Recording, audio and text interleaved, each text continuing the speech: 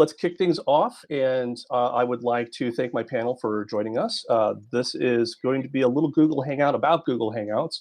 I've assembled a set of experts and people who have either been remote working for a long time or have had their lives changed into remote working to talk about remote working while we're remote working. So we're going to give some life tips, some professional tips, and just kind of go through what we've experienced when it comes to being a remote worker. So actually, let's start the round of introductions. I'll go ahead and introduce myself. Josh Burke, host of the Salesforce Developer Podcast, Godfather of Trailhead, et cetera, et cetera, et cetera. I've been remote working for near on a decade at this point. So my lifestyle is very well centered around it, and I pretty much was already getting all of my deliveries done right to my front door already. So happy to share any advice and experience I've got.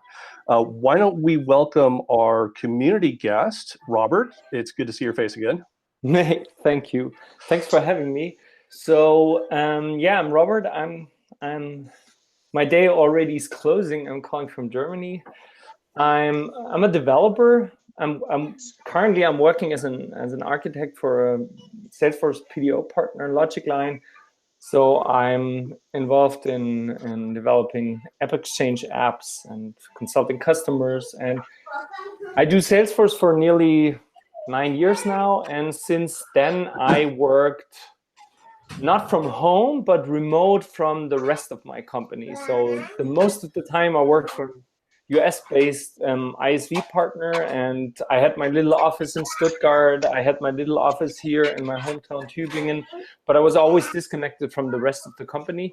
So I might not be the right person to talk about all the challenges at home, like going to the fridge, but I know how to make it work if you don't see people and communication only happens in tools. So yeah, thanks for seeing you.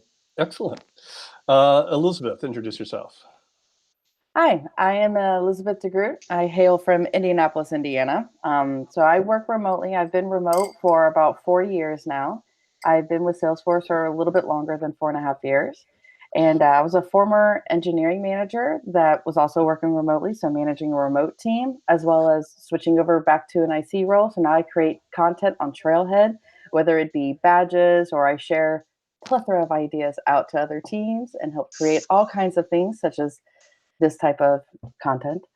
And yeah, that's about it. So I can share with you some tips that have helped me be productive and how I've helped build teams together and camaraderie and do volunteering virtually and all of that jazz. Thanks. And LeeAnne, how's Montana going? Montana's going great. Lots of bears and moose still. So let's see.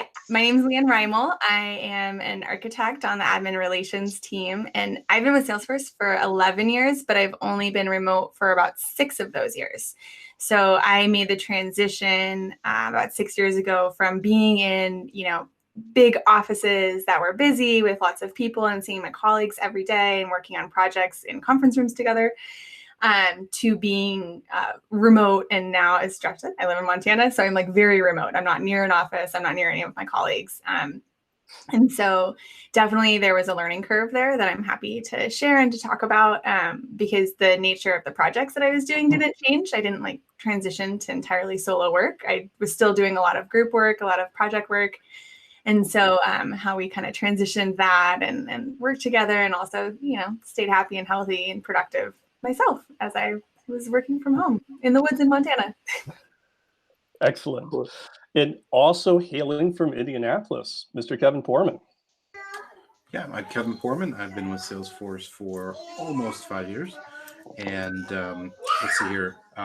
You might hear some squeals of joy and or terror in the background. Those are my 2 coworkers, my 6-year-old and my 2-year-old. Yeah. I'm a developer evangelist here at Salesforce. I should mention that too.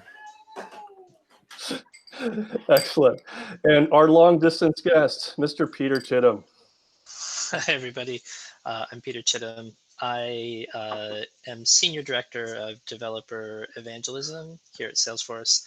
I've been with Salesforce for almost 10 years, and I've never been officially full-time remote.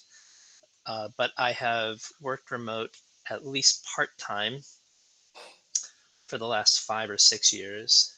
And for the last 4 years, I've had a remote team that I've managed across countries. So I live here in England, but I've managed people in France, Germany, Spain, and the US from where I live. So I've had, I would say, some pretty good experience learning to lead a, not just a remote team, but a globally remote team, and trying to balance all of the time zone stuff with that. Excellent. Okay, well, let's start with a big one.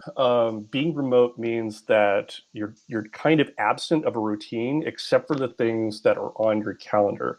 So, especially for somebody who's transitioning into remote from office life, how do you stick to a schedule? And LeeAnne, I'm going to start with you on this one. Yeah, it's really difficult and it's really important. So when you work in an office, like when I worked in the San Francisco office or the Chicago office, like I would, get up in the morning, I'd have to get ready for work. I would walk to work or take the bus or the train to work. I would often like pick up my coffee on the way. Like I had all of these kind of external environmental cues that said like, this is how you start your day. Like you walk on this trail every day at this time and you see these people in the morning and you get this coffee in the morning. And so it was, we're creatures of habit, right? Like all of this, these environmental cues told me that this is when we start work. And then when you work from home, all of a sudden you don't have any of those. There's no external environmental cues, especially like at the time I was living alone, like there was zero cues besides my dog needing to go out that the day was starting. And so you have to create those cues in your home life to say, this is when we start our day. So that for me was super helpful. So like I still get up, I make my drink in the morning, my tea or my coffee. I take the dog out, I get ready for work. I cannot stress this enough. This is incredibly important if you work from home. Your nighttime clothes are not your daytime clothes. But getting ready for work, I think puts you in that headspace, and then you go to your workspace. And for everyone, it's different, I think, what your morning routine looks like. Like, it doesn't have to, whatever works for you. If it's like rocking out to music, like I play music really loud in my house in the morning. If it's like rocking out to music in the morning and like you kind of wake up that way, like it's whatever those external cues are that you can create in your environment that replace what you previously had as the notifications to your brain that said, we're about to work for 8 hours, right? Like you got to create those.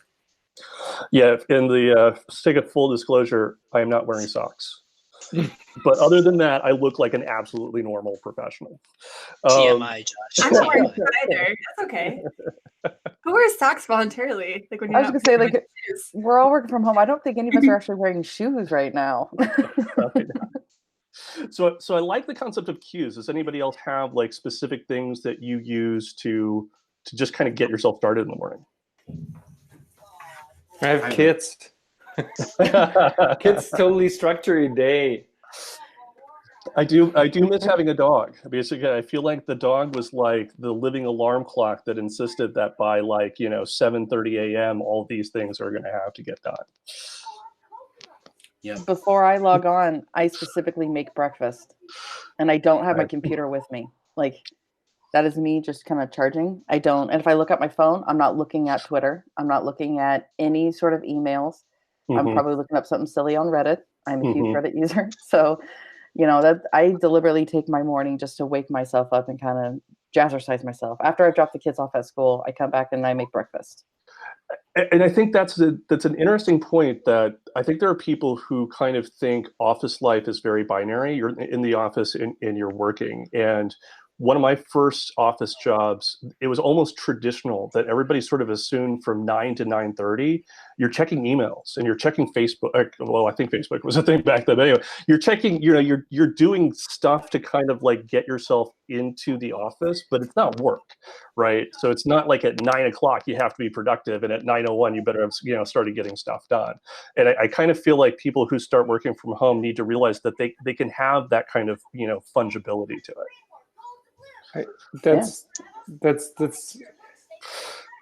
like the main idea that brought me into working remote or loving it. As a developer, I always felt from like 9 to 5 is not the best day of to think. I was constantly, even if out without any boss asking for this, I was thinking at night, I was thinking in the shower, and during the day I wanted to go swim. And I was working for startups, and it was always accepted to do that. So I had some jobs where like people were always doing very busy during work, and this just didn't work for me. So I didn't choose myself to work remote most of the time, but it just is perfect for if you are working on creative stuff where you don't need constant collaboration with other people. I would say, especially for developers, it's the best way to do it, because and just to come back to your first question, I actually don't need those cues that much, because for me, like my work also, like at night, or I just work at night, and during the day I just do a bicycle trip for an hour and stuff, and it works much better for me. And I would assume this is true for many people, not for everybody, but what I found is it became more true for me, that my early days of remote working really mirrored my office life, but as it evolved, I realized it was more modular and more flexible. And sorry, Peter. I've started to do a very specific 1 day a week where I'm offset so that I'm overlapping North America time.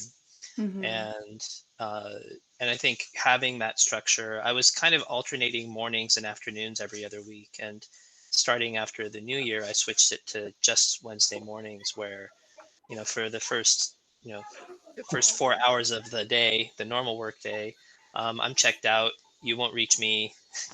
If you call me on my phone, if it's an emergency, you will. But apart from that, I'm not thinking about work whatsoever.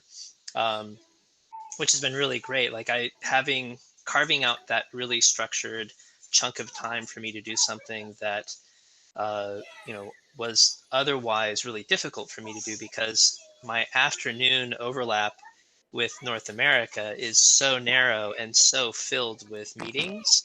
And then evening time was family. And so to just write off one evening as work has really helped my sanity.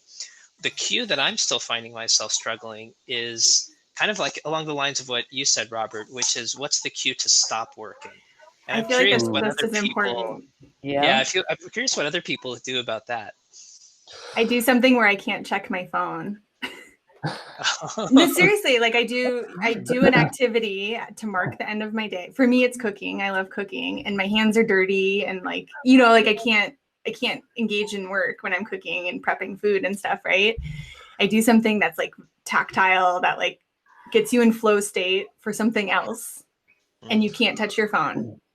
That's because I think it's starting your workday with cues is important, but for me personally, like ending it is, otherwise it just doesn't end. All of a sudden my computer's in the kitchen and I'm working and it's 10 p.m. and I'm still checking stuff, and it's like, no, that's bad. Just one more email, and you're like, I'm so close to solving this one problem. Like if I stare at the code long enough, it'll show itself to me. And that's the thing, right? Is that last, it's being able to turn the page on that problem, even if it's not solved at this exact moment. Like I'm still training myself to do that. I think for getting in flow state for something else, to me, is what helps. It's like getting in that focused. So whatever that is for you, that like puts you, like it could be drawing, whatever it is that puts you in flow state where you're like really focused on that task at hand. I think that's cooking definitely is like making something where you're really focused, something where you're entirely focused on the task that you're doing. Like that's what people who know a lot about flow state are like, that's not what it is. But I mean, that's how I view it. It's like something where you're very focused. So like when you're like deep into a project and you're building a coding project and you're not listening to notifications, you're not thinking about anything else, you're totally immersed in the task at hand. That's flow state. It offers a lot of mental clarity, and it's, I think, very stress relieving. So just get into flow state for something else that's not work. And then That's a good tip. That's a good tip. I found an interesting trend that, kitchen time is not work time. it's very difficult to have things that you're doing in the kitchen that are any way related to work, because like LeeAnne, like you're saying, like your hands are doing something else, your eyes are doing something else, and you kind of have to have those You have things. chicken hands. You can't touch your phone. Right, exactly. So it's washing the dishes, it's getting lunch, it's all these kind of things. And it's like, I think developers get into double jeopardy with this, because we do have that like staring down the laptop because you're going to defeat this final bug. What I have found is I have to check myself when I'm proceeding into the emotional state, like I'm actually angry at my code. That's when I need to walk away from the laptop. And I'm not great about this, but Peter, to the point of like when do you give yourself time off work? I try to remember that lunch is supposed to be around the noon to 2 time. And so if it's 3 o'clock, 4 o'clock my time, and I realize I haven't eaten anything, I'm like, it doesn't matter what I'm doing. It's like, nope, hit laptop down. I got to go to the kitchen and get some kitchen time in. Yeah. I think So yeah, maybe one last comment about cues, or I think it all boils down to discipline. You need discipline. And for me, maybe because I'm German, time is really super important. So starting my day around the same time, eating lunch around the same time, leaving my physical or my virtual office at the same time is important. And I have a basic rule. I know how many hours I work each day. And if I work too much time, the next day I work less. So that's I try to stick with those 8 hours a day. I think that's enough if you are not the CEO of Salesforce. And sometimes I'm in the flow, like LeeAnne said, and then I do 10 hours. You know, my wife is already sleeping, and I work on an open source project. I can do 11 hours, but then next day I really come home early and play with my kids, and because that's the time I can manage. And I think that's really good advice. I have a good feeling of when I did like 8 hours of concentrated work, and this can be fragmented. It can be. It doesn't have to be a block of 8 hours. I think once you've let that fungibility and that modularity into your life, you have to realize that it's not purely additive. That if you start throwing work blocks in, you can start taking work blocks back out. Right. All right, Jeff, I'm going to ask you to define that word, because I don't know fungibility. Oh, fungibility? It means mushrooms. It means mushrooms. It means like not set in stone. Like it has. Okay. Like if you have a fungible budget, that means that not all of your budget lines are necessarily the number that they're at. Got it. All right. Okay, so let's twist the script on that a little bit and focus more on actually just like productivity itself. So when you do we have these cues to remind us not to work, but then how are we mindful of the opposite of that? Because I find working from home, I'm kind of distraction free, which makes almost every distraction or temptation to do something else like kind of a big trumpet. And Kevin, I'm probably, the phrase distraction free probably confuses you, especially right now. So let me pitch this to you actually. Like what do you do to kind of make sure that you're like kind of maintaining a productive cycle? Part of me wants to say I got nothing. No, so two things. One, I'm a huge music nerd, and so I have different music playlists that I listen to when I need to be productive for certain kinds of things. Nice. I have my trailhead writing playlist. I have my coding playlist. They help me. I don't know if it's flow state. I don't know. I'm not familiar with that term, LeeAnne, but they help me concentrate. They give me a good pace to work at. I find that I type at the same tempo as the songs, so that I can kick it up a notch if I need to. The other thing is work when there are fewer distractions. So it's like TiVoing work. You just sort of time shift it. A great time for me to be productive right now is 9:30 to midnight, because the kids are. So you briefly had a visitor. Sorry, LeeAnne and I had to wave. The kids are asleep in theory, and that kind of thing. When they're watching, when they have their screen time, also a good time. I feel like I'm like my kid is doing the whole like. No. bunny ears. No, No, no. So there was this saying when I used to do theater, which is never do a show with kids or dogs, and like that's exactly why. Yes. Since we started this call, they've wanted to make paint with icing and water from my. I feel like they actually did steal water from my water mug now that I look at it, because there's a lot less in it than I thought there should be.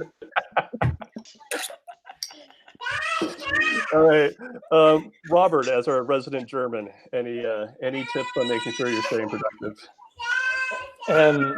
Actually, that's not the problem, because in my work, there's like a backlog of multiple projects. My developers, they constantly need me to check pull requests, to do code reviews, to like the sales team is pulling me into pre-sales calls, customers that I need to convince to spend money on new projects. So for me,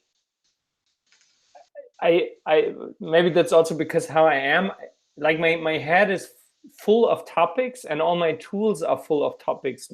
My Jira, my Teams.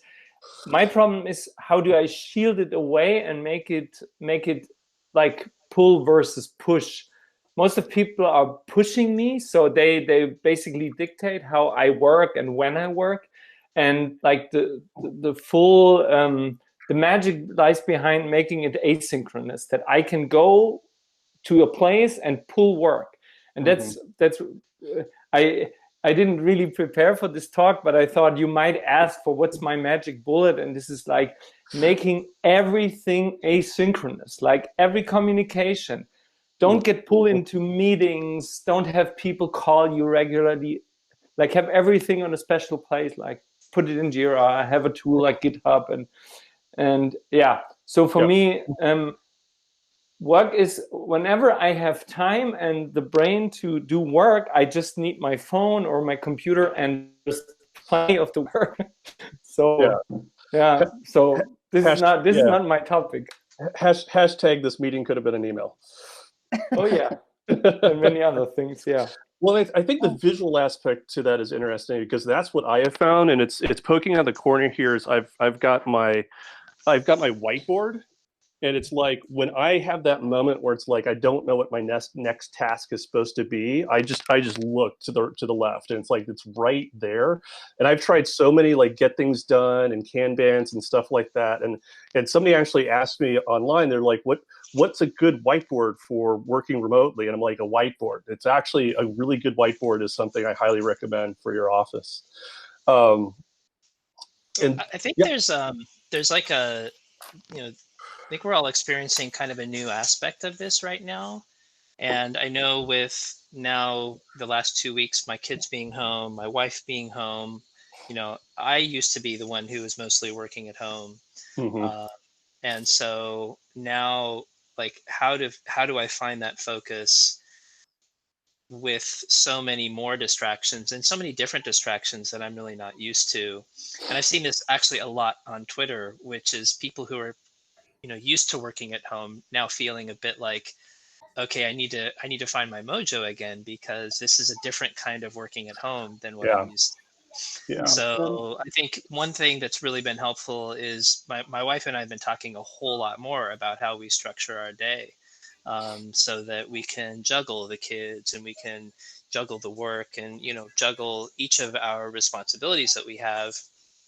Both of our employers are, I think, recognizing that we can only do the best we can under the circumstances, but still we want to do our best, and we want to be, giving as much as we want to. So that's actually required a whole different level of communication and a whole different set of conversations than I've ever had to have before. So. Yeah, the biggest thing that's helped us, because my husband's not used to working from home either. And the fact that I work from home consistently like baffled him. He didn't understand how could you stay productive? How could you stay focused? And when do you turn off? Because I struggle turning off. I struggle closing that laptop. And so like the tip of pulling your mindset in another zone is very helpful. But to stay on target, to stay productive, I mean, you have checklists, like, and it helps people. I break down the goals throughout the week. Like if I have a meeting coming up, like I have one later this afternoon, to prepare for that meeting, I do time boxing, and I literally time manage myself, not to like finite, oh, for these 30 minutes, this is all I'm doing. It's not that at all. It's just to get my mind thinking about what I need to do. And I create these little tasks that are small deliverables. That way I can feel like I'm at least accomplishing something and at least moving in the right direction. And then I make my kids do it too. Like I ask my daughter, I'm like, what do you want to accomplish today? Like, what is one thing that you want to do? And today it was make her bed. And you know what? If that's all you do, great. So like we create like these little lists to kind of help us go along, and they don't have to be huge monumental things, but at least going in the right direction. And that has been very helpful in at least getting some sort of the kind of accomplishment. And the last thing I want to share, my husband and I do, we learned this after we had kid number 2, because now it's man-to-man coverage. And like anybody who has more than 2 kids, bless you. I have no idea how you do it. A 1-to-1 defense there. Got it. Right? What we learned is to have time box for ourselves. So we actually schedule 2 hours in the morning and 2 hours in the evening where it's just you. You can leave, you can go sit in your car, you can go upstairs, lock yourself in the office. No one's going to bother you for that 2 hours. So you do whatever you need to do in that time to at least, brain charge, So we do that for each other, which is hard to schedule. It's hard to set that up, but that's been helping us. I feel like Robert and Elizabeth, you both touched on something that I think is so important and speaks to one of the big differences and challenges between being in an office and being home, which is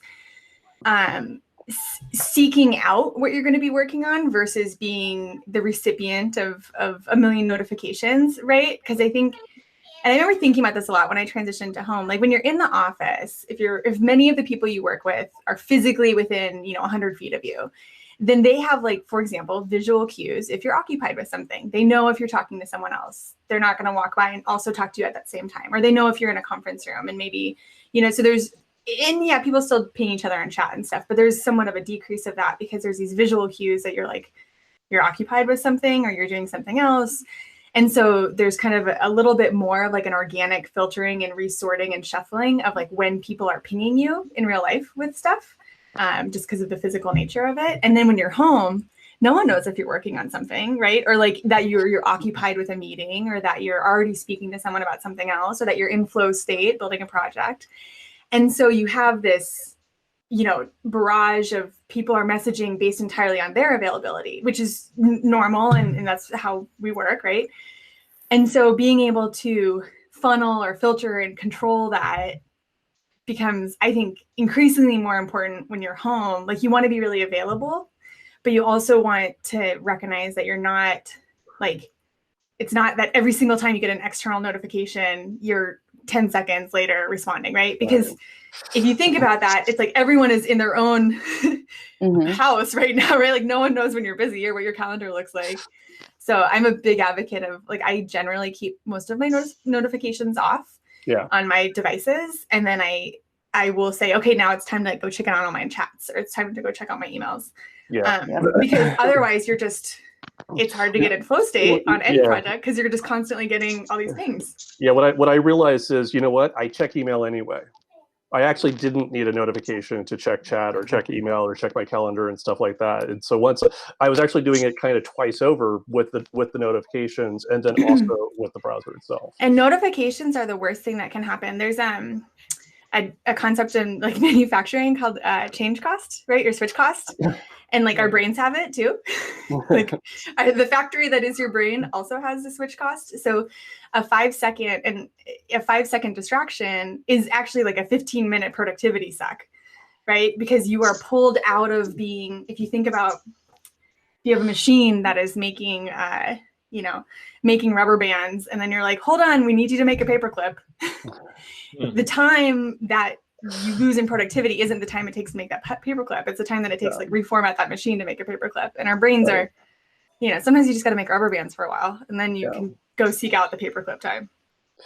I think that's the most the most important, but also the most counterintuitive thing, because when we go online and about what LeeAnne said in general, everybody is now discussing how to minimize distance now that everybody's working remote. But what I also noted down, actually, we need to take even care to have more distance, because right now everybody's fragmenting each other's day and everybody's pinging each other. So actually we need more distance and more than we had before, because all those visual clues are missing. Well, and I think if it feels hard to do that, even just starting with saying, hey, I'm going to put a block, like Elizabeth talked about blocking her time, like do a service to yourself if you're struggling with like, man, I can't get this project done. I feel like I'm working all day. And we've all those days, right? Where you're like, I feel like I worked for 9 hours, but like I didn't get this thing done that I needed to get done. What is happening?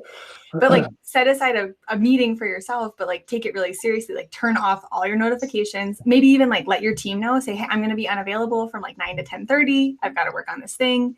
Like, you know, really carve out that time and turn everything off for that time. Yeah, I feel like that's like the idea of a work block is something that, like a secret that everyone else knew that I just learned like a year ago. So. And the way you block it, so there's tools out there that can actually help you do it. There's one called Clockwise, and it actually helps you restructure your meetings so that way that startup time and that downtime, so it's not sporadic. Because that was my problem, is I would have like 2 or 3 meetings in the morning and a couple in the afternoon, which doesn't seem bad. The worst thing you can have is a bunch of 30-minute breaks in between meetings. You're not going to get anything done in those 30-minute breaks. Nothing. So we all want to like, be considerate of each other and be like, oh, I'm not going to schedule. Like I see that they have a bunch of meetings between 9 and 12.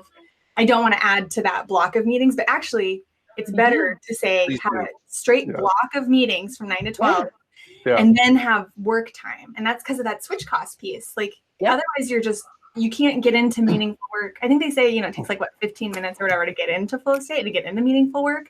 So it's like, how are you going to do that with a bunch of 30-minute blocks all day? Yeah. All you're just going to be doing is filling up your coffee all day. So I want to move this from headspace into actual physical workspace. And Elizabeth, I'm going to go ahead and start this with you. And like, let's start with the ideal. Like what are things that when people are finally getting the chance to set up their home office that they should think about, like equipment-wise, standing desks, anything like that? Like, what's your checklist for them? Well, my space is multi-purpose because I'm a crafter. I love making stuff. So when I'm not working, like on work stuff, I literally craft. So I had to have a multi-functional space. And as you can see, like my husband has a desk behind me too, and he doesn't work from home. So I use his desk during the day. So it's wonderful. So I have 2. I just don't let anybody else know that, especially him. What I recommend is when you're setting up your workspace, one, make sure that it's comfortable. Like you have a really good seating position because you're going to be sitting for a while. I'm all about like lumbar support and making sure you have good back support. And I'm also the one that has the crappiest chair. But you want to make sure you have a really good seating position. And then I invested in a monitor, which I have like in my corner, and it's this really good size monitor. So I can have lots of little windows open and I can work from my computer if I need be. And then because I work from multiple computers, I have my personal and then I have my work. I have it all like wired and connected together. So I don't have to keep physically switching out. So I created my own little docking station, if you will. So I recommend that. Set it up so it's technologically functional. I have become a very strange advocate of standing desks. I never thought I was going to be that person, but I got a modular one, the ones that go up and down. I put it in the standing position, and I've actually never. The chair is actually now underneath the desk. It's actually surface space for me to put things on.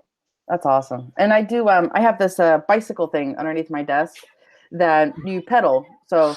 Because standing, like I would love to be able to stand, but I need to be able to sit down and craft. So I invested in the bicycle thing so I can at least physically do something while I'm in a meeting and people don't even know I'm cycling. And then I used to track how many miles I go, but then it just got like really sad. At least give it away. Provide some accountability and tweet your mileage every day.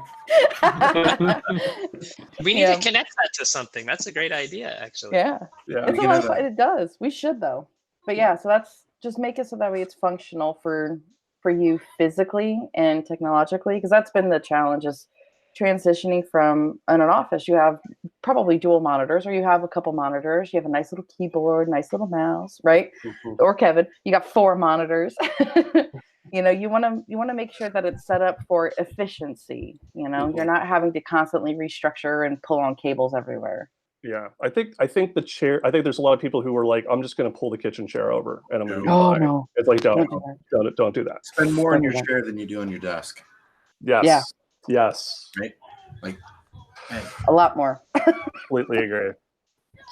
And Yeah. go to the best thing I ever did when we first started working from home. We went to an ergonomic store, and they fitted us for different chairs. And like, this one is not a good fit for you, or this one is a good fit for you, and this one works, but don't mess it with it after we set it up for you, and like go and it's like getting running shoes. Go be fitted for it, and then when you get the bill for the chair, just go with it. It's cheaper than the bill if you are out of ergo alignment for 6 months. And another thing that most people forget is if you're going to be sitting, get a footrest. Yeah, I'm actually starting to look for one because I've realized that's like that bit of comfort is something that I think will be helpful for me. There's some really great ergo guides. I think that's one of the things you see the most. So like when we work in offices, like the majority of like offices, you might just feel like you pull up and you park at that desk and like, oh, this desk works for me. But like there's a science and an art to designing that office space in a way that minimizes physical impact, right? Like those are ergonomically designed workspaces.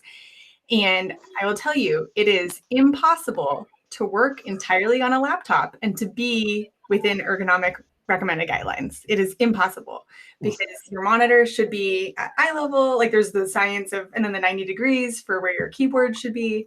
And so if you can, even if it's like, you know, a used keyboard on eBay, whatever, like you can find keyboards for $10 now. Like just get an external keyboard and get a lift for your laptop. Like if you do nothing else, like, cause that otherwise we're all going to be like this, you know, like you're not at your 90 degrees, but there's some really good guides online for some basic stuff. And you can do an ergo setup for very inexpensive, just by kind of shifting some things around. Like you can put your computer on a stack of books, you know? Yeah. So let's segue that into people who don't have the luxury of maybe having a room that they can actually dedicate to office space, which I think a lot of people may be finding themselves into. Like what is at least the importance of a demarcation between what you're doing in your personal life and what you're doing in your working life? And I'll pitch that to anybody. External cues.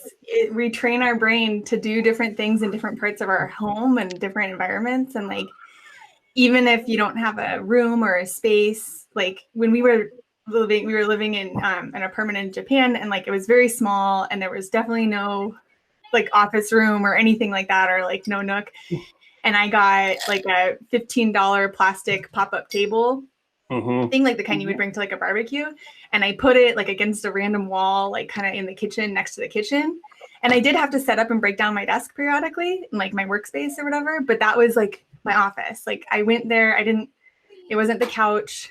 It wasn't the dining room. There wasn't a table, like a kitchen table, but I was like, I'm not going to work there. This is going to be my office. And I think that having like, and I tried to leave my computer on that table. Like I would try to say like, I'm going to work. There's my office.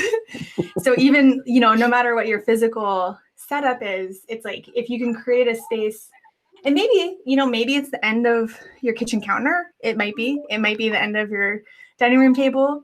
It might be like a weird random space in your hallway that like is kind of if you have like a wide hallway, you can literally just like set up a table and be like, this is my little office right now in this hallway. But setting that demarcation of like, I am going to work. This is my office now. I think for me, it's important personally to not work from the couch. Yeah, my husband, we have like this little extra side nook area in the room. And we have this coffee table where the lid kind of comes up and moves towards you, which I thought was like the coolest thing ever. But like there's an empty space in the bottom of it. So he tucks his computer and cords in there. And that's where he works during the day. And he might switch over to the other cushion, you know, like that's him changing his workspace. Right. But it is the easiest way to get him to work and focus. It's up and away from the kids, so they can't grab it, like send emails while he's making lunch or something, which is fun because they have. And I'm just waiting for them to get onto mine. But be able to take it and hide it when it's not work time, and to be able to shut down. Like, you definitely need to. Because I think that's just as important for starting work as for ending work. Like I try really hard to leave my computer in my office, like to be like when we talk about kind of getting out of work mode and like transitioning to something else. Like I feel like it's important for starting your day and really for finishing your day and being like, okay, bye office. Like, Yeah. Quick note, we are at our original time, and I feel like this is apropos for this style of hangout. Does anybody have a hard stop? I do. Okay, Kevin, I'm going to throw one last question at you. You can answer as quickly as possible. Actually, I'm going to let you go. Wait, what? No, you can't. You can't Okay. leave me hanging. What's the question? No. The question I was going to ask was if you had any final advice on juggling your day, because you more than anybody I think on the call have the coworker situation, where you have a lot of people who are kind of like coming at you're the coworker who used to come by your cubicle to talk to you is now your kids, sort of things. Like, do you have any advice on kind of partitioning your day, but also like maintaining that life with your quote unquote coworkers? So yes, but it requires a little background. My wife also works from home, and Gotcha. she's used to it as well. But that also means that what we've done is we've sort of divided and conquered. I take the mornings generally and take care of the kids, try to make sure that they're not killing themselves, that sort of thing. And then in the afternoon, I get to focus and work, and my wife takes the kids as best she can. And the key to making that work is we keep the kids on a different floor from where the other person is working. So we have a basement. So we're in the basement. I'm in the basement. I don't know where they went. And then in the afternoon, they'll be upstairs and I'll be in the basement still. Gotcha. So I'm going to go find where my coworkers went. I was going to say, send out the search party, Kevin. Yeah. All right. Thank you very much. See y'all later. Good luck out there, man. Cheers. Bye. Okay, so I just want to pen the last thing we were talking about, the demarcation point. I had a huge aha moment when I always teased people who had two phones because, who needs two phones kind of things. It's like, if you have a work phone, get yourself a personal phone that cannot be on your corporate VPN. And that way, when you want to go take a walk or go hang out in your living room and catch up on Facebook or Reddit or whatever, you're not getting those notifications. You are actually officially out of the office from a digital point of view. Yep. I have Josh, two phones. if you always have notifications turned off, then it doesn't matter. Yeah, but I'm still checking. That's what will happen, because I have the ability to pull up that corporate email and see if so and so is going to say such and such, and I just want to be. I need that taken out of my hands completely. I have a colleague who, once upon a time, I think now that we're all on like Slack and GChat and like all these other platforms, may be a little different, but like who once upon a time used to delete email and sign out of email from their phone, their corporate phone, every weekend. Yeah. So like on Friday, that was like when they left work, and they worked in the office, and they would they'd be like, I'm turning off email for the weekend. And then they would check it again, Monday morning. So they wouldn't get like the Sunday scaries emails and stuff. Yeah, I think that's especially important if you're time zone offset, because my evening is like peak work productivity time in San Francisco. And so making sure that I can shut off and not see those notifications it's really good. And I'm not as good as I should be with that, to be honest. Yeah. Well, yeah, and I want to use that as a launching point that, Peter, you're in a very unique situation, because not only do you have to work with, your team is global, you're working with people in the States, you're working with people in Europe, and you're also working with a remote team. So what are some of your like top of mind tips for, as a remote manager, for keeping those communications going and just kind of making sure the team is still functioning as a team? Yeah, well, so I think messaging software, some messaging app that you all agree is where you're going to do most of your communication is, like the most important thing as far as keeping in touch, and having a sort of virtual water cooler. So I think, and in our team, we're all on Slack, so that's been the way that we've all kind of adopted. And it's like, we all know that if you want to get somebody's attention, the fastest way you'll probably do that is through Slack. And I think in Slack specifically, making sure you star the people on your team so that they sit at the top of the Slack, the list of things, because I know there's Slacks where I've been ignored by somebody, probably not because they wanted to ignore me, but I'm not on their star list. And so I just become one of those 20 channels that they're not tracking, you know, or they've missed or whatever. So sometimes if I direct message somebody on Slack who I'm not in regular contact with, I'll actually specifically mention them, even though it's a DM, and that way the notification goes off next to it as well. And then as far as like staying, you know, like keeping it asynchronous, kind of like you said, Robert, like one thing that I will do is I'll occasionally check emails or reply to emails in the evenings or on the weekends. But when I do that, I always schedule them. And so that way, you know, whether it's to my leadership, right, who like, I don't want them to get the expectation that they're going to necessarily hear back from me on my evening or weekend, right? So like, so training them to know that Peter's work day is, you know, roughly 9 to 5, you know, UK time, and 1 to 9 p.m. on Wednesdays, right? So, you know, and not on the weekends. And then same thing with my team. Like, I know if you work for somebody and you see them sending messages, you know, even if it's your time, if you know that it's their evening, that can kind of set this expectation. So I think scheduling an email that to somebody who works for me is a good way to send it off, you know, put it in the hopper where Gmail will eventually send it for me. And then I can forget about it. And I know like Monday morning, 8 a.m. my time, it'll appear in their inbox, but I sent it like Sunday night when I was sort of cleaning out my inbox.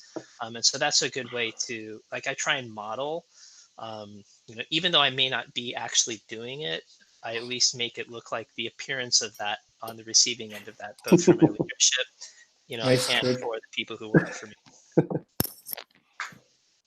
Josh, maybe I can also say a little bit about that, because Yeah, please. in my last job, we Europeans, we had 2 locations where the development teams were, and the main company was in Michigan. And now I have the opposite. My whole team sits in India. So we have most of our developers, they sit in India. I never met them. And I'm the company which I work for, I just joined them a year ago, and yeah, we had to really train them a lot, because I write at night and I have ideas and I send them, and they sometimes immediately answer because their culture is different than European culture. And I didn't even know how to schedule emails, because I basically never send emails. But I really trained everybody. That's the way I work. If I have a brain thingy at night, please just ignore it. But if you don't want to ignore it, I also embrace that. You know, if my day is flexible and fragmented, I welcome you to fragment your day. But you have to you have to own your day and your work-life balance. So what I also think is very important, like small things that when you read somebody's message, just acknowledge it by putting a like there. Or I regularly sync with every developer every morning, like sending them a wave. And I told them, when I wave and you are doing something important, don't react, don't ask me. But if you want to chat, let's chat. Like, just how was your day? My day is just starting. The other thing is, I tell people, we use Teams, if you say, "Hi, Robert," I will ignore it. Give me a clue what you want. Do you need me for 5 minutes? Do you need me for an hour? Will you screw my day? So don't say, "Hi, Robert." Say, "Hi, Robert, I need you on a pull request for Jira 8.7. Yes. Or, "Hi, Robert, I read a cool blog article." So, and it's really, you need to train people. I'm constantly, I feel with like my kids, I'm constantly telling everybody how they should talk to me and how not to talk to me. It's like learning a new language. Like you are German and you learn Spanish. You have to not only learn new words, you have to learn how to speak, how to do body language, and this is about. I'm also like the person who's constantly sending stuff, I read that and I'm constantly reading this book. And I think that's so important to keep the team in shape.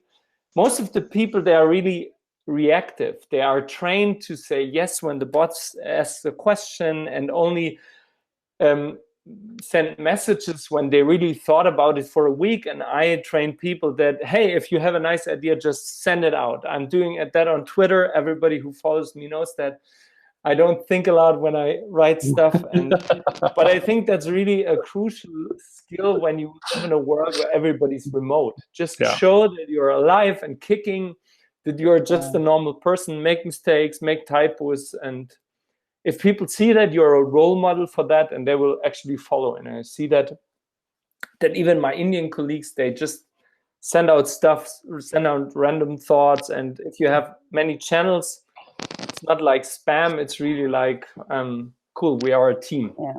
And it sucks that Peter had to step away for a second, because there's something that I've implemented just in the past few weeks, and I've seen a huge difference in the way people respond and the productivity for getting things done. So just like you were saying, Robert, understanding your audience and also understanding like what you're saying and how people are digesting it. I start my message. If it's not in your normal workday, I will literally start the message of, you can ignore this until you're back in the office. Yeah. But this is what I'm doing, and I literally have it so I can copy and paste it because I've typed it so much. So I start with that now, and I always make the conscious effort. Do I have to send this to them now? Could I do it in an email later and schedule it later? And then for my manager, because I am very verbose, and Peter, I was going to use him as an example because he has seen my, what I call novels. I don't write a lot on purpose. It's just, I want you to understand my thinking, right? Like, know my mind. So I've had a hard time transitioning from don't send as much to get your point across. So I always have, and I do this just to my direct manager, but I only do it like once a week to like my higher up leadership, stuff they probably really truly care about. Mm-hmm. Do I need them? And if so, what do I need them for? And if I don't need them, because now they're kind of conditioned to expect it, I'll be saying nothing new, like don't need you right now. Everything's good. Because that way they trust in me to be able to manage and own what I'm working on and what I'm doing. So if something pops up, they know they can come to me, and then vice versa. If I need something, I'll let them know. Or if I see like a dust storm on the horizon, I can be like, by the way, take a look at this. And I do it in one bullet. Like, and if I can't do it in a bullet, then I need to get emotionally and mentally just chilled before I message it. So I don't send novels, because Peter has seen me go from novels to bullets. So it's been a huge change, and I highly recommend do that. Know your audience, make a bullet list, condition your people, and tell people to know, like, yes, you can ignore this. It's okay. I like to put stuff right in the subject line. Like I'll say non-urgent, because like sometimes I want to send something to someone who I know gets a lot of emails, right? Like I'll want to send something to Chris Duarte or whatever, right? Like I know she gets a lot of emails. And so it'll be like, here's a cool thing I saw, but I don't want her to like feel like that's adding to her load. And so I'll put like non-urgent, and then on the flip side of that, I feel like, so 6 or 7 years ago, when we were on the same team I went to the Reed Carlberg School of Sending Executive Emails. And I was communicating a lot about an internal project, and I would write these long emails, and he's like, I need to be able to skim this, and everyone needs to be able to skim this email and tell me what you need from me really clearly. So like now I section it, like, and I think about the way I like to take in information. Like I like to skim it and say like, here's extra information for you to know. Like here's background kind of at the bottom, but at the top I'll be like, I need you to give me a decision on this. And I'll put it like in bold or like make it blue or something. Like, I mean, I make it very like, here's what I need from you, person I'm sending this email to. And then I'm like, here's additional resources and links if you want to wade into that. Basically, you do a TLDR for everything. Yep. Peter, I was using an example. I was telling everybody how I would send you novels of thoughts. And like, I would feel bad afterwards, but I'm like, no, I want him to know my head. Like, it's okay. No. But I've gotten a lot better. It's good to make it like an opt-in. I feel like though, like you can still, if there's like information and background you want to provide, like I still put that in email sometimes. I just make it kind of like an optional part of my communication, where like I put the bullets at the top, and I'm like, And then like, if you want to read more about this, if you want to, here, the information is available to you, should that be what you would like to do. However, here's the TLDR, here's like the 3 main facts, and here's the decision I need from you. Yep. So Josh and I had a manager once who said, if it's more than 3 sentences, we need to talk face to face. Like it needs to be a verbal conversation. Yeah. And I think that's a bit extreme. I feel like it was the same manager that I had. You might know this person, LeeAnne. So to me, it was just like, okay, that's a bit extreme to like draw such a hard, but it did help train me to think about, if I'm going to send this as a message, what is it really that I need to say? Like, what do I need from them? And like, what are the most important points for me to actually write down? And if it needs to be long, then, that's fine. But the number of long emails that I send now is a lot fewer. In fact, I don't remember the last one I sent. So like, that's been really helpful, is to think about that. And also, I had some coaching, and in my coaching, it was, this coach really helped me think about every conversation as storytelling. And gave me this great set of like, what's the structure that you need from a good story? And it's context, challenge, action, results.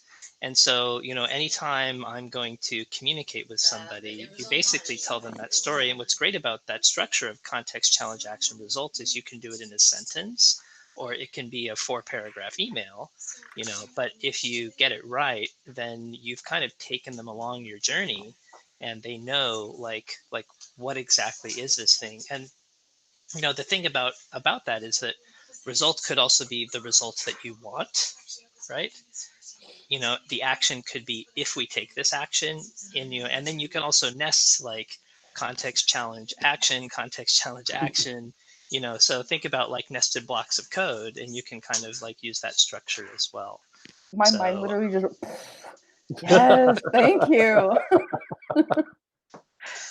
That's good. But I think that's just one way. There are lots of different ways of thinking about, not just saying what's on our mind, but structuring it. We all have to get more professional in the way we communicate. And I think this is something we didn't get trained. We, like in our previous office life, we just got trained to steal other people's time. And I'm not so long in the job, but that was my experience in basically every job, that people are stealing my time by pulling me into meetings. And the last company I worked for, we had a real rule.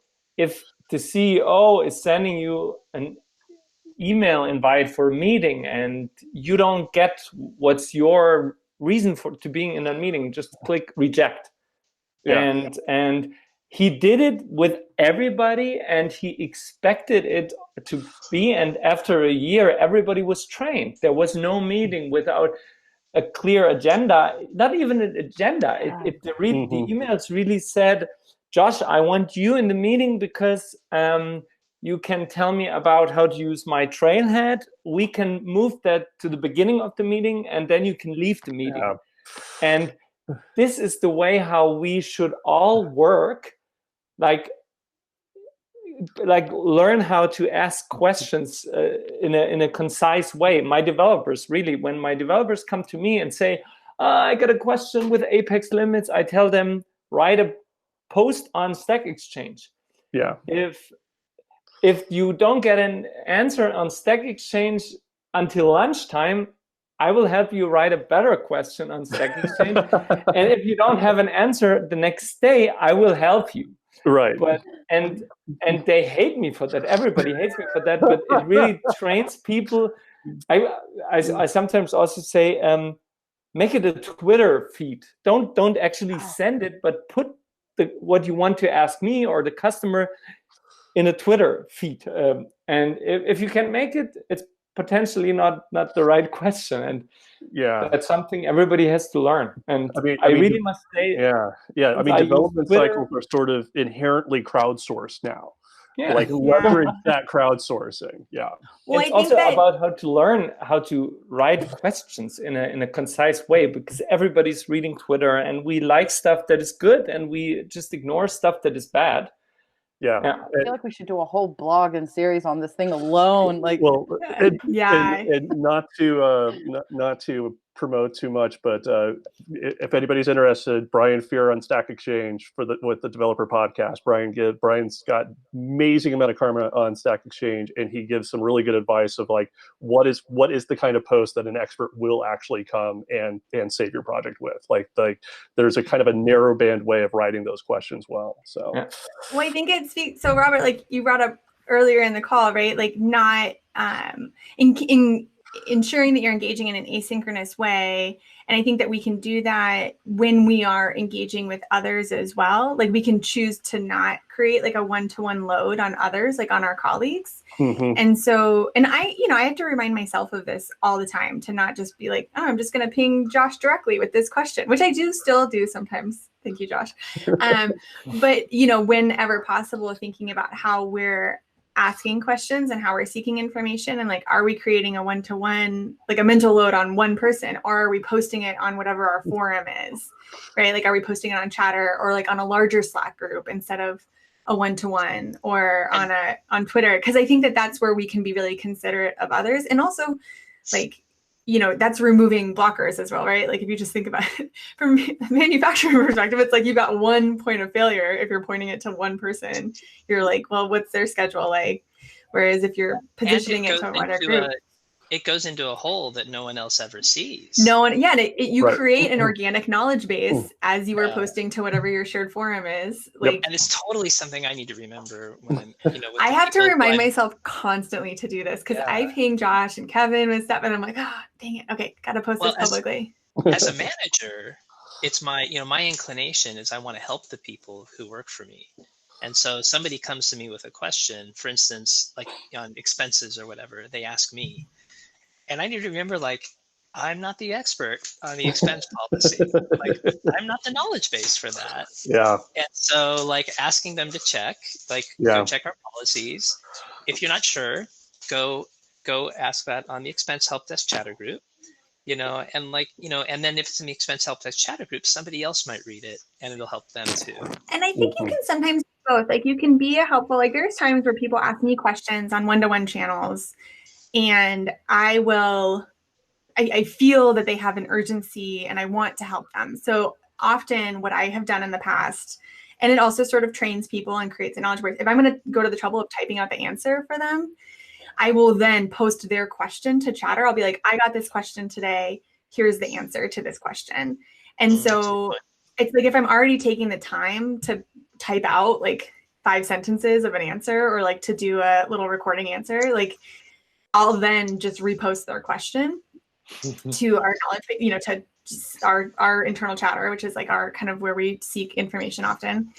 And you're a much better corporate citizen than I am, LeeAnne. Well, I have a rule. So my rule for documentation, it's also self-preservation. If more than 2 people are gonna ask me something more than twice, put it in a wiki.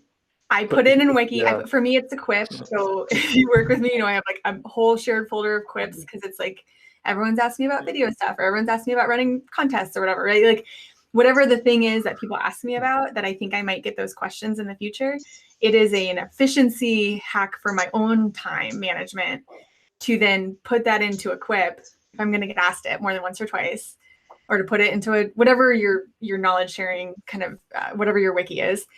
And then every time that topic comes up and people are like, hey, can I schedule time with you? I'm like, yeah, here, review this, and then let me know what questions you have after that. Or I think you just did that to me recently, in fact, LeeAnne. So, although, to be fair, you actually met with me first, which was really, really generous of your time. So I love meeting with people. I love having the meetings, but I also have a very bad memory. So that's part of the reason that I document everything. Because like if I don't write it down, like 6 months later, people will be like, how did you set up this XYZ? I'm like, no one knows. Mysteries.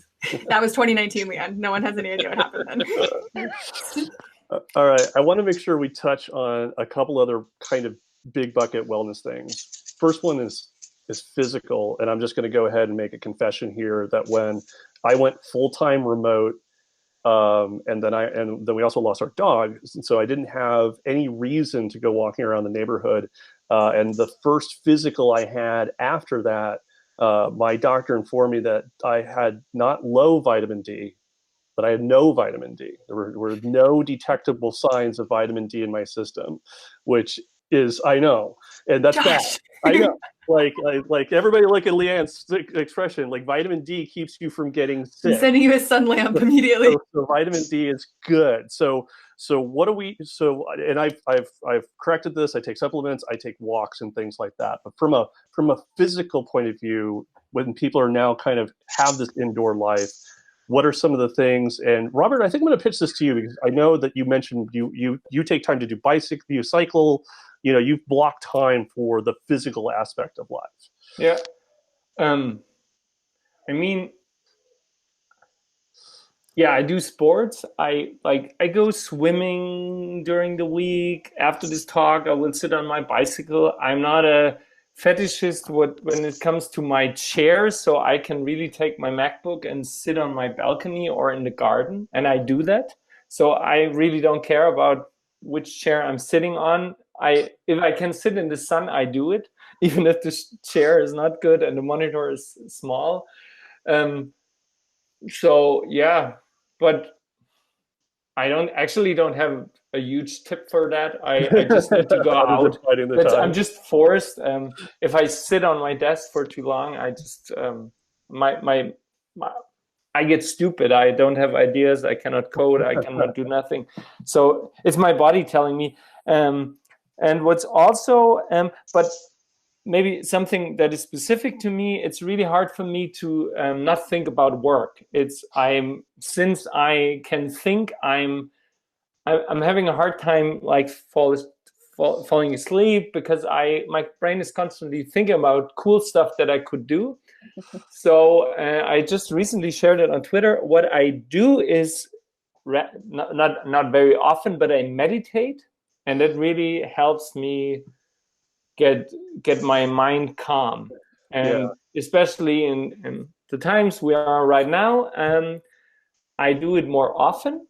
I sometimes do it in the morning, even before I start breakfast and the kids are awake, but sometimes I also do it in the evening, just like 20 minutes, half an hour, every second or third day. And this really helps me. Maybe not for the vitamin D, but I think for us knowledge workers, my problem areas are like my back from sitting all the time and my brain. Yeah. So I care about them the most, and yeah. Well, and let that segues to the second really important wellness thing is I feel like office life does give you the advantage that you have your friends in your office that you can go to, if you're feeling stressed, if something's kind of spiraling out, and now you go into this remote life where sometimes it's just you at home. And I don't know if anybody has tips, but I would say there's an importance on finding that person that you can contact on IM, grab that virtual hangout, and just kind of like vent a little bit. I don't know, Elizabeth, do you have any advice or experiences with that? Yeah. So something that I do, I try to. So I love Post-its here. This is what has helped me, and I am obsessed with Post-its. I think I will probably keep the company Post-it and play for a while. So I literally, anytime anything's bothering me or anytime I can't figure something out, I literally will put it on a Post-it and I put it on my whiteboard that I have hanging up on my wall, and I have this big bubble around it of like stuff I need to process. And if it's something like I need to be able to respond to this person, but I don't want to do it out of emotion, because we all know that's not a good idea. Right. We don't want to have any type of aggressive voice or tone in our emails or even in our messages. And I communicate very direct, and so that sometimes that can read a little funky. So I will literally sit on it. I will write it down, even if it's like, this frustrated me and this is why. Like, I will have a whole slew of Post-its on that board. But if I fill up that board, then I can't add anymore, and I need to that's a signal to myself to like chill out. To get through the backlog. Nice. Yeah, right. Nice. So I literally just calm down. So I really will write about it just for myself. And then rumination is also a big problem, because I like to think and I like to strategize. So if this happens, then I'm going to do X, Y, and Z, which is also very dangerous. because then you get into this rumination state of you're trying to think through everything. And when you're working from home and you can't anticipate what other people are doing, you can't anticipate their schedules or how this project is going. You can only control what you have right now. So I always look at my work like, if I can't control this, like once I submit content, right, and it's in editing, I can't control it anymore. It's done. Like, let it go. Be like Elsa. Like, so I try to find little things that I could legit let go and just not worry about. And that's what I do. And I'll just pull the Post-its off one by one, and it feels good. Yeah. You know? And I do have people that I do ping, and I'm like, all right, vent time. I am annoyed at X, Y, and Z, and I don't get why. And then I'll come back and be like, all right, that was dumb. Like, I get now why. You know, sometimes it's just take a breather, because other people are stressed out too. You know, they may not mean what they said, you know, or how they said it. You know, don't try to infer anything. Don't read anything into it. Just chill. That's what I do. I don't know if that answers your question. But. No, that's brilliant advice. It goes along. I really like checking things off the whiteboard. Yeah. I find that reduces my stress because it's like a visual indicator that yes, these things got done. And I love the idea of adding that these are the things that are annoying me right now. How shall I defeat them? Kind of loop to it. Excellent. Don't underestimate the power of a change of scenery. Like, Yeah. I think when you're feeling, even if you don't have a dog, you know, it is handy if you have a four-legged creature to walk. That you know, lends itself, like you're forced into that mind state change. But like, I know I love having like face-to-face one-on-ones with my colleagues. However, sometimes like Mary Scott and I have regular calls, and we will both go for a walk. And so that's, you know, audio only. We're not doing the face-to-face, but like we're like, let's put our headsets on, let's go for a walk outside. And we'll have a one-on-one, a catch up in that way. Or sometimes I'll take that time to schedule like a call, like if I owe my mom a call or something, and I'll say, I'm going to do a 30-minute walk. And, you know, like if you're talking to someone that's like in a totally different space, like my mom doesn't talk to me about work. She like talks to me about her swim club or whatever. And so like we're talking about like totally different topics. Or just put on, you know, sometimes I'll just put on like my favorite album and go for a walk, or just listen and be present to like the birds and stuff. But whatever it is, I personally find when I'm feeling challenged or overwhelmed, cannot overstate, for me at least personally, like the importance and the mind shift that happens when I'm like, I'm going to put on my outside shoes. I'm going to go out into the world. I'm going to like notice what's going on in my neighborhood, or I'm going to pay attention to my dog, or I'm going to call my mother, or I'm going to have a fun phone call with Mary, like whatever that thing is. Cause then it kind of just takes you out of that head state that was maybe agitating you and gives you some maybe much needed perspective and de-stress time, and vitamin D. And vitamin D. Which is very, very important. Yeah, just walking away from the computer is huge. Like, that's why I put everything on the wall. I don't even like write it, and just walking out. Like, I will try to go walk around the block, which is also very hard here. But like, even just going outside and just being like, that color is green. The grass over here is brown, and I need to water it. Like, like sometimes when you can't walk outside, like in Montana too, sometimes I'm like, I do not want to go for a walk right now. It is very, very cold. Sometimes I'll just go into a different part of the house and like occupy myself with something else for like a little while, right? Like, I'll go and do like a cooking project, or I'll be like, I'm going to make overnight oats, or like whatever random different thing. Like, it kind of can put you in a different headspace. Yeah. Maybe one last thought that came to my mind. It's also important to take care that you have multiple types of jobs in your job. So for example, if you do coding, you should also have some side projects where you actually don't spend time with code, where you write something, or where you, so that's something I optimized during the last 15 years of my job life. Like, I went from a consultant who was coding all the time to somebody who basically never coded. And right now I have really optimized my job.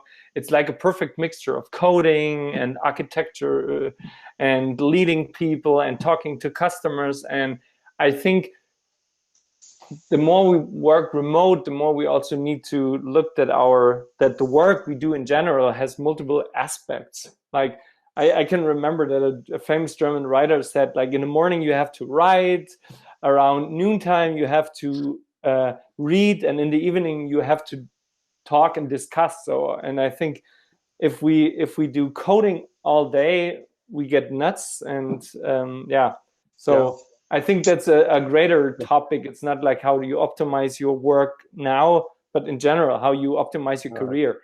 Like, I do a little bit of trailhead writing in the morning, then do a little bit of coding in the afternoon, and in the evening, like, discuss with people about cool projects and stuff like that.